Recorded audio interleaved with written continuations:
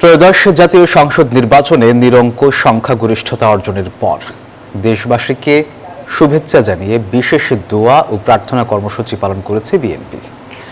শুক্রবার বাদ-জুমা এই কর্মসূচি পালন করা হয়। নামাজ শেষে শিশু কিশোরদের সঙ্গে কুশল বিনিময় করেন প্রধানমন্ত্রী তারেক রহমান।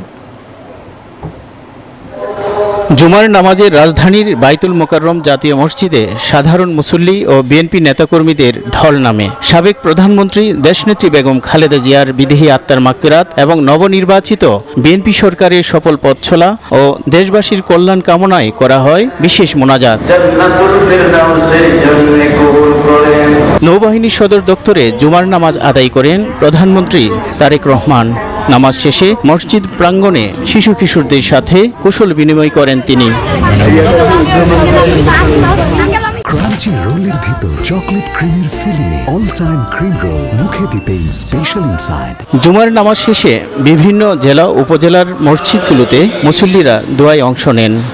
শহীদ রাষ্ট্রপতি জিয়া রহমান এবং আমাদের সাবেক প্রধানমন্ত্রী বাংলাদেশের আপসহীন দেশনেত্রী যিনি ছিলেন মরহুমা বেগম খালেদা জিয়া, আরাফাত রহমান কোকো সহ সকলের প্রতি সহানুভূতি আমাদের প্রকাশ করে আজকে আমাদের এই দোয়া মাহফিল। নির্বাচনে বিপুল জয়ের পর এটি নতুন সরকারের পক্ষ থেকে ঘোষিত প্রথম দেশব্যাপী ধর্মীয় ও সামাজিক কর্মসূচি।